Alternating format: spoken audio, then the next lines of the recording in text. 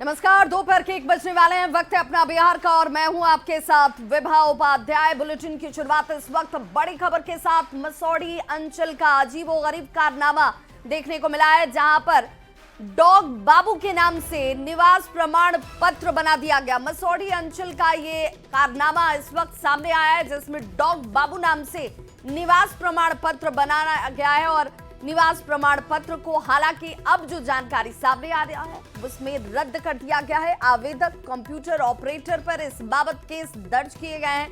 प्रमाण पत्र देने वाले अधिकारी पर भी केस किया गया है। 24 घंटे के अंदर रिपोर्ट सौंपने के निर्देश और दोषी कर्मियों पर कार्रवाई सुनिश्चित की जाएगी, इस बात की जानकारी दी जाती हुई संवाददाता रजनीश हमारे साथ इस वक्त ज्यादा जानकारी के साथ फोन लाइन पर जुड़ गए पटना से। रजनीश, आखिर ये अजीबोगरीब कारनामा, क्योंकि इस तरीके से निवास प्रमाण पत्र तो बनता नहीं है, यानी कुछ ना कुछ तो गड़बड़ी है, लापरवाही है। बिल्कुल, देखिए एसआईआर के दौरान जो है इस प्रकार की गड़बड़ी जो है लगातार सामने आ रही है और पटना जिले का ये मामला है। मसौढ़ी प्रखंड में जिस प्रकार से आवासीय प्रमाण पत्र बनाने के बाद ये खुलासा हुआ है कि आवासीय प्रमाण पत्र कुत्ते का बना दिया गया है, जिसमें लिखा भी हुआ है डॉग बाबू। और इसको लेकर जैसे ही ये खबर मीडिया में आई है, पटना डीएम त्यागराजन ने तुरंत संज्ञान लिया है और जो निवास प्रमाण पत्र जो बना है उसे तत्काल रद्द कर दिया गया है। और रद्द करने के साथ ही जो आवेदक हैं जिन्होंने आवेदन किया था, इसके साथ साथ जो कंप्यूटर ऑपरेटर हैं, प्रमाण पत्र निर्गत करने वाले जो पदाधिकारी हैं, उनके विरुद्ध जो है प्राथमिकी दर्ज कराने का आदेश दे दिया गया है। और अभी जानकारी मिल रही है कि केस दर्ज भी हो गया है, यानी एसडीओ मसौढ़ी को अनुमंडल पदाधिकारी को ये पूरे जांच का आदेश दिया गया है।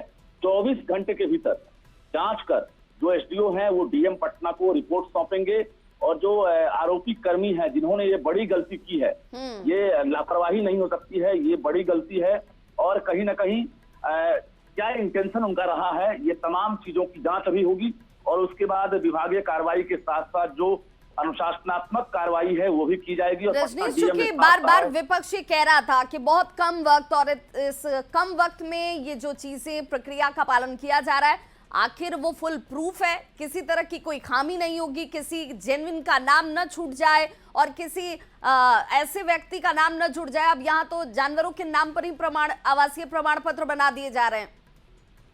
बिल्कुल सवाल तो उठेगा ही, क्योंकि जिस प्रकार से जो आरटीपीएस काउंटर है वहां पर जो जिम्मा दिया गया है कर्मियों को, हर आवेदन की स्क्रूटनी होती है, उसके बाद प्रमाण पत्र निर्गत होता है। लेकिन यहाँ पर 3 स्टेप में गलती हुई है। सबसे पहला स्टेप, जो आवेदन करने वाले जो आवेदक हैं उनका इंटेंशन क्या रहा था, आखिर उन्होंने अपना प्रमाण पत्र छोड़कर एक कुत्ते की तस्वीर कैसे उसमें अटैच कर दी, आवासीय फॉर्म में उन्होंने नाम में डॉग बाबू क्यों लिखा। इसके बाद जो है जिस प्रकार से जो अधिकारी हैं जिन्होंने निर्गत किया है, उन अधिकारियों की ये गलती कैसी हो गई कि उन्होंने बिना क्रॉस चेक किए हुए कुत्ते की तस्वीर लगे हुए प्रमाण पत्र को सर्टिफाई करते हुए और सर्टिफिकेट इश्यू कर दिया। तो एक बड़ी लापरवाही और खबर दिखाई जाने के बाद न्यूज 18 की खबर का एक बड़ा असर हुआ है।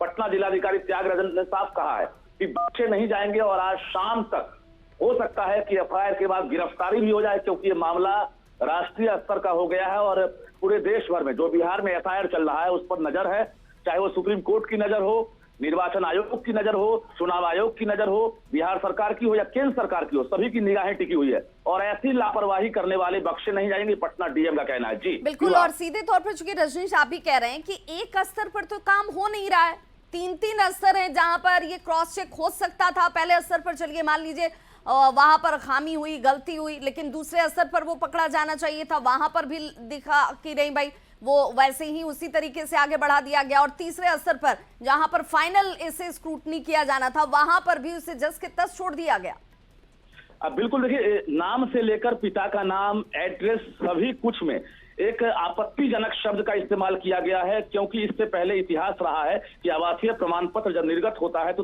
3 लेयर क्रॉस चेकिंग किया जाता है और यहाँ पर डॉग बाबू नाम है आवेदक का, पिता का नाम कुत्ता बाबू है और इसके साथ साथ कुत्ते की तस्वीर भी लगी हुई है। तो निश्चित रूप से ये आरोप नहीं है, बल्कि जो अधिकारी हैं, कर्मचारी हैं, आवेदक हैं, वो दोषी पाए जा रहे हैं और इसके खिलाफ पटना जिलाधिकारी के साथ साथ जिला प्रशासन ने पूरी तरह से एक्शन लेने का प्लान कर लिया है। आज शाम तक गिरफ्तारी भी हो सकती है क्योंकि ये मामला गंभीर है। और बता दें बिल्कुल, आपको और कि आगे 24 घंटे के अंदर ये रिपोर्ट सामने होगी, कार्रवाई वाली गाज जो भी गिरेगी इन तमाम स्तरों पर, जिन जिन के स्तर से ये खामी जो है वो देखने को मिली है या लापरवाही कह लीजिए, लेकिन दोषी कर्मियों पर कार्रवाई जरूर होगी, इसे सीधे तौर पर सुनिश्चित कर दिया गया है।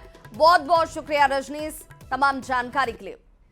और देखिए, लोकसभा की कार्रवाई दोपहर 2 बजे तक के लिए स्थगित कर दी गई है। तो आज तीसरी बार कार्रवाई को स्थगित करना पड़ा, और सिर्फ इसलिए क्योंकि विपक्ष हो हंगामे से आगे कुछ कर नहीं रहा, कुछ चाहता नहीं। और देखिए, आज तीसरी बार कार्रवाई को हो हंगामे की वजह से दोपहर 2 बजे तक के लिए स्थगित कर दिया गया है। लोकसभा की ये कार्रवाई देखिए जैसे ही शुरुआत होने के साथ, चूंकि आज ऑपरेशन नूर को लेकर के चर्चा का वक्त 12 बजे से निर्धारित था, लेकिन वो शुरू नहीं हो पाया। लोकसभा की कार्रवाई शुरू होते ही हंगामा जरूर शुरू हो जाता है, जिसकी तैयारी में विपक्ष पहले से बैठा हुआ था। विपक्ष ऑपरेशन सिंदूर पर चर्चा होने दे, बार बार स्पीकर की तरफ से कहा गया कि भाई आप यही तो चाहते थे। फिर आखिर जब चर्चा की शुरुआत, दिन तय किया गया, वक्त तय किया गया, तब फिर इस पर आपत्ति क्या है?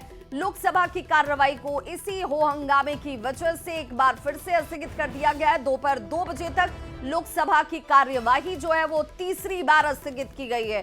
लोकसभा की इस कार्रवाई की शुरुआत हो हंगामे के साथ, और देखिए तीसरी बार जब स्थगित किया गया तब भी हालात में जरा भी परिवर्तन नहीं हुआ। विपक्ष हो हंगामा ही करता रहा। तस्वीरें इस वक्त आपके टीवी स्क्रीन पर भी हैं, जहां पर देखिए जैसे ही लोकसभा की कार्रवाई की शुरुआत होती है, सबसे बड़ा सवाल ये कि विपक्ष बार बार ऑपरेशन सिंदूर जब से हुआ था तब से लगातार ये कह रहा था कि संसद के दोनों ही सदनों पर इस पर चर्चा होनी चाहिए, इसके लिए वक्त निर्धारित होना चाहिए, सरकार को यहाँ पर जो एक्सप्लेनेशन रखनी चाहिए, अपनी बातों को रखना चाहिए, विपक्ष की बातों को सुनना चाहिए। जब आज इसके लिए वक्त तय किया गया था, तब विपक्ष के इस हो हंगामे का मतलब क्या है? क्या आप सिर्फ और सिर्फ हंगामे वाली सियासत करना चाहते हैं? क्या सिर्फ आपकी मंशा हो हंगामा करके सदन को स्थगित करवा देने की है क्या? ये सवाल इस वक्त उठने शुरू हो गए हैं, क्योंकि एक बार फिर से दोपहर 2 बजे तक के लिए लोकसभा की कार्रवाई को स्थगित कर दिया गया है। स्पीकर ने बार बार कहा कि भाई ऑपरेशन सिंदूर पर चर्चा होने दीजिए। आप यही कह रहे थे कि इस पर चर्चा होनी चाहिए। 16 घंटे की चर्चा इस पर आज दिन भर लोकसभा में। सबसे पहले तो आप ये जान लीजिए कि लोकसभा में ऑपरेशन सिंदूर पर सबसे पहले चर्चा आज से 12 बजे से शुरू हो जानी थी। हालांकि अब दोपहर 2 बजे तक तो इसकी कोई गुंजाइश दिखती नहीं है, क्योंकि 2 बजे तक कार्रवाई स्थगित है। इसके बाद राज्यसभा में कल से इस पर चर्चा 16 घंटे की शुरू होगी, लेकिन आज 16 घंटे की चर्चा होनी थी। लेकिन ऐसे हालात में यह चर्चा हो पाएगी, इसकी संभावना बहुत मुश्किल नजर आती है। चलाने नहीं दिया। स्पीकर के बार बार अनुरोध के बावजूद जो कांग्रेस का रवैया रहा, जिस प्रकार से हमने चिदम्बरम जी का बयान भी देखा कि आज सवाल उठा रहे हैं और आतंकवादियों के साथ खड़े हो रहे हैं कांग्रेस के नेता, ये क्लियरली बताता है कि विपक्ष देश और देशद्रोहियों के बीच में अपना मन नहीं बना पा रहा है। विपक्ष अभी तक देश के सेना बलों के वीरता के ऊपर कहा था कि ऑपरेशन सिंदूर पर चर्चा होनी चाहिए। बिल्कुल होनी चाहिए सर। और मैंने सहमति दी थी, सरकार ने सहमति दी थी। अब फिर आग्रह कर रहा हूं, आप ऑपरेशन सिंदूर पर चर्चा होने दें। जो सारे विषय हैं, उन सारे विषयों पर कभी भी सदन में बताने से चर्चा नहीं होगी। मैं फिर आपसे आग्रह करता हूं, आप सर्वदलीय बैठक में इस बात की चर्चा करते कि पहले एसआईआर पर चर्चा होनी चाहिए तो हम सदन चलने देंगे। पहले आप कमिटमेंट करते हैं, चर्चा करते हैं। अखिलेश जी, आप सदन के नेताओं को भेजा करो तो थोड़ा समझा कर भेजा करो। निर्णय करने की क्षमता हो तो सर्वदलीय बैठक में आया करो। अगर निर्णय कोई पीछे से कर रहा हो, आपकी क्षमता उन्हें बताने दो। सदन चलेगा तो ऑपरेशन सिंदूर में चलेगा। सदन की कार्रवाई 2 बजे तक के लिए स्थगित की जाती है। तो लोकसभा के स्पीकर को आप सुन रहे थे, जिन्होंने कहा कि भाई आप यही चर्चा की बात कह रहे थे। जब सर्वदलीय बैठक हुई तो उसमें इस पर आपने सहमति दी, समय तय कर दिया गया, वक्त तय कर दिया गया। जब आज चर्चा का दिन है तो आप वो हंगामा कर रहे हैं, आप अब ये कह रहे हैं कि एसआईआर पर चर्चा होनी चाहिए, तो ये पहले आपको सर्वदलीय बैठक में कहना चाहिए था। लेकिन हो हंगामे की वजह से लोकसभा की कार्रवाई दोपहर 2 बजे तक के लिए स्थगित हो चुकी है।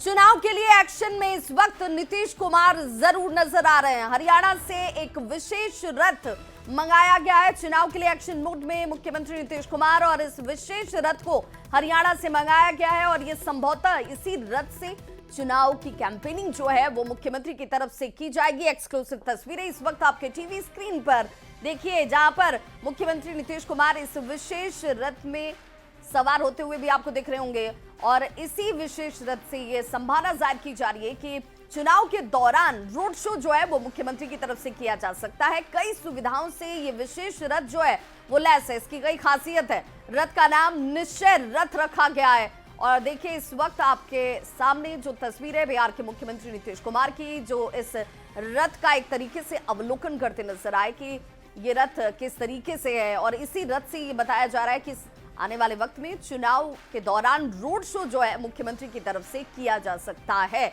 उनके साथ डिप्टी सीएम सम्राट चौधरी आपको नजर आ रहे होंगे, संजय झा नजर आ रहे होंगे, और देखिए इसे लेकर इस हाईटेक रथ पर अब बिहार की सियासत जो है वो शुरू हो गई है। राजनीतिक दल से जुड़े लोगों का क्या कहना है, जरा भी सुनिए। विकसित बिहार का शुभंकर है, सुशासन और पारदर्शिता इसके पहिए हैं। जब रथ को देखकर विपक्षी दलों की यह हालत है, तो रथ के पीछे उमड़ने वाले हुजूम को देखकर क्या दशा होगी। नीतीश कुमार जी की असली ताकत वस्तुतः जनता का समर्थन और जनता का आशीर्वाद है। हरियाणा से आया अत्याधुनिक रथ अब बिहार की सड़कों पर विकास की गवाही देगा। ये रथ सिर्फ प्रचार का माध्यम नहीं, बल्कि मुख्यमंत्री श्री नीतीश कुमार जी के जनता से सीधे संवाद और समाधान का मंच होगा। जब गांव-गांव में सड़क बन गई है, तो अब रथ के माध्यम से जनता के बीच नीतीश जी जा रहे हैं। अब माननीय नीतीश कुमार जी और एनडीए के लोग रथ में जाए, घोड़ा में जाए, पालकी में जाए, बिहार की जनता से उनको कुछ नहीं मिलने वाला है। ये झूठे वादे, खोखले बातें, बिहार के डबल इंजन की सरकार जो पीछे से भाजपा ही चला रही है, बिहार की क्या दुर्दशा कर दी है, क्या उनको जवाब देंगे? जाइए ना, बताएगा बिहार वासी अबरी। आप हरियाणा से रथ लेकर के आए हैं, लेकिन ये अनिश्चय रथ है। आपके प्रति लोगों ने इस बात का निश्चय कर लिया है कि इस बार बदलाव लाना है बिहार में, और बिहार में बदलाव के लिए जो तेजस्वी जी के नेतृत्व में विजन है, मिशन है। और देखिए खराब मौसम की वजह से आज मुख्यमंत्री नीतीश कुमार का कटिहार दौरा रद्द हो गया। इसकी औपचारिक पुष्टि कटिहार जिलाधिकारी मनीष कुमार मीणा ने भी कर दी है। मुख्यमंत्री नीतीश कुमार को आज कटिहार के दौरे पर जाना था, लेकिन ये दौरा जैसे शुरू होने से पहले यहाँ पर इसे रद्द करना पड़ा क्योंकि मौसम खराब है, और इस वजह से मुख्यमंत्री नीतीश कुमार का ये कटिहार दौरा जो है वो रद्द कर दिया गया है। संभवतः इसके बाद एक बार फिर से कार्यक्रम तय किए जाएंगे और वहां का दौरा मुख्यमंत्री की तरफ से किया जाएगा, लेकिन इसकी पुष्टि जो है जिलाधिकारी मनीष कुमार मीणा की तरफ से कर दी गई है। तमाम तैयारियां जो हैं इस दौरे को लेकर के पूरी कर ली गई थी कटिहार में, लेकिन मौसम खराब होने की वजह से ये फैसला लिया गया। जी, जैसा कि आप अवगत हैं कि अभी मौसम ख़राब है और पटना में भी काफ़ी ख़राब मौसम है। रात भर वहाँ पर बारिश हुआ है और अभी भी मौसम ख़राब है, जिसके कारण अपरिहार्य कारणों से नई संभावित तिथि को कार्यक्रम होगा और आज की तिथि में ये कार्यक्रम पोस्टपोन किया गया। पार्टी और परिवार से बेदखल किए जाने के बाद लालू प्रसाद के बड़े बेटे तेज प्रताप यादव अलग ही तेवर में नजर आ रहे हैं। नई टीम बनाने के बाद से मुजफ्फरपुर के बोचहा में तेज प्रताप यादव कल खूब गरजे। उन्होंने मौजूदा आरजेडी की संस्कृति पर भी सवाल खड़े किए और इशारों ही इशारों में अपने विरोधियों को भी खूब हरी खोटी सुना दी। आप लोगों को सच्चाई नहीं पता है कि क्या हो रहा है, क्या क्या चीज हमने झेला है। मैं भी स्पीकर के रहता हूँ, बहुत सारा लोग, मीडिया का लोग, तरह तरह का लोग, संगठन में भी गया। अब देखिए कि राजद में तो हम हैं नहीं, पार्टी से हम बाहर हैं, तो भाई हम तो घर में पैक होने वाले तो है नहीं, हम घर में तो बैठने वाले हैं नहीं। राजद में देख लीजिए बहुत सारा ऐसा लोग भी है कि वो नेता का फोटो नहीं लगाता। जो नेता संघर्ष करके पटिया को आगे बढ़ाया, उसी का फोटो बैनर होर्डिंग पर नहीं लगाता, अपना चेहरा चमकाता है। सच्चाई नहीं जान रहे हैं आप लोग सब जानते होंगे।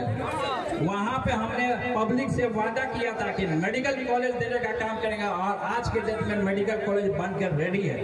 तो तेज प्रताप यादव लालू यादव का खून है, जो कहता है वो करके दिखाने का काम।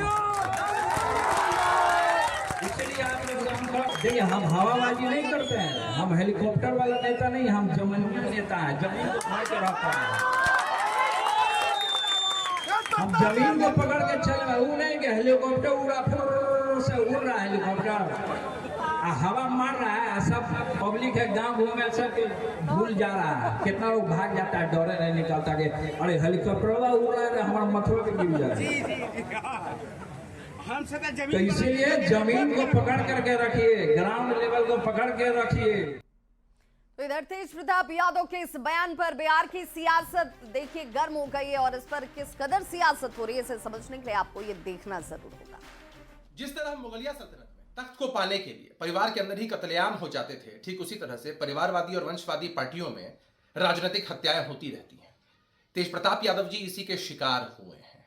अब घूम रहे हैं, जनता से मिल रहे हैं, महुआ सीट से लड़ने का ऐलान किया है, अन्य लोगों को भी लड़ाएंगे। तो सीधी चुनौती तेजस्वी यादव जी को मिल रही है और राष्ट्रीय जनता दल के कुनबे को मिल रही है। लालू प्रसाद जी के ओजस्वी ज्येष्ठ पुत्र तेज प्रताप जी ने वैशाली जिले के महुआ से चुनाव लड़ने की घोषणा कर अपने पुराने विधानसभा क्षेत्र के वोटरों का घोर अपमान किया है। अपमान कहें, अब वो वहां अपने पराजय से डर गए। वैसे भी राज्य की जनता महागठबंधन को चुनाव में धूल चटाने को संकल्पित है। बड़बोले तेज प्रताप क्या बोलते हैं और क्या कहते हैं, जनता अच्छी तरह जानती है। तो वहीं दूसरी तरफ आरजेडी के विधायक भाई वीरेंद्र एक बार फिर से सुर्खियों में, और सुर्खी में क्यों है, क्योंकि उनका बयान इस वक्त सुर्खियों में उन्हें ला रहा है। पंचायत सचिव को जूता से मारने की धमकी उनकी तरफ से दी गई। दरअसल मनेर से विधायक भाई वीरेंद्र ने किसी का मृत्यु प्रमाण पत्र बनाने के लिए पंचायत सचिव को फोन लगाया था, लेकिन पंचायत सचिव विधायक भाई वीरेंद्र को नहीं पहचानता था, और उसके बाद जिस अंदाज में बातचीत की गई, भाई वीरेंद्र आपे से बाहर हो गए और फिर उसे फोन पर ही धमकी दे डाली। हेलो, हाँ भाई वीरेंद्र बोल रहे हैं। हाँ बोलिए। बोलिए, कौन बोल रहा है? रे इनसे बात करना है आपको? अरे पंचायत सचिव से मैं बात करना चाह रहा हूँ। हाँ पंचायत सचिव बोल रहा हूँ, बोलिए। अरे तो भाई वीरेंद्र को तुम नहीं पहचानता है, तू कहेगा कि बोलिए। तो अपना परिचय दीजिएगा तब ना। अरे भाई वीरेंद्र का नाम परिचय देना पड़ता है। भाई वीरेंद्र मेरा नाम है, तू नहीं जानता भाई वीरेंद्र कौन है तुम्हारा? भाई वीरेंद्र मनेर का कौन है, नहीं जानते हो तुम? नहीं जानकारी रहता तो ऐसे थोड़ा बतियाते हैं। हाँ, इंग्लैंड का है का तू? टेढ़िया तू है रे। मनेर का विधायक को नहीं जानता तुम? हाँ विधायक जी बोलिए। अरे विधायक जी बोलिए, फिर जूता से मारेंगे घींच के, समझा? तो भाई वीरेंद्र के बिगड़े बोल पर जुबानी जंग भी शुरू हो गई है। एनडीए नेताओं ने जहां आरजेडी की संस्कृति पर सवाल खड़े किए हैं, तो वहीं इंडिया गठबंधन के नेता पर मर्यादा की दुहाई देकर भाई वीरेंद्र का बचाव करते नजर आए। जिस प्रकार से उन्होंने सरकारी कर्मचारियों के साथ दुर्व्यवहार करने का उनका इतिहास रहा है, उसका पुनरावृत्ति कल उन्होंने फिर एक बार कर दिया है। ऐसे जनप्रतिनिधि न लोकतंत्र के लिए ठीक है, न मनेर की जनता के लिए। देखिए, जनप्रतिनिधि का नैतिक आचरण कैसा हो, ये राष्ट्रीय जनता दल में नहीं सिखाया जाता। राष्ट्रीय जनता दल के लोगों ने लगातार लोगों को डराने धमकाने की राजनीति की है। जब कभी भी इनका शासन रहा, इन्होंने अपने कर्मचारियों को भी धमकाया, अधिकारियों को भी धमकाया और आम जनता को भी डरा करके रखने का काम किया। एक जनप्रतिनिधि का आचरण कैसा हो, व्यवहार कैसा हो, ये राष्ट्रीय जनता दल के लोगों ने कभी सीखा ही नहीं। देखिए, हम सार्वजनिक जीवन में मर्यादाओं के पालन का पक्षधर है। चाहे आम आदमी हो, सरकारी सेवक हो, जनप्रतिनिधि हो, मर्यादाओं का पालन सबको करना चाहिए। शुचिता का ध्यान सबको रखना चाहिए। किस परिस्थिति में किस व्यक्ति ने किसको क्या कहा, एक अलग मुद्दा हो सकता है, लेकिन मर्यादाएं नहीं लांघनी चाहिए।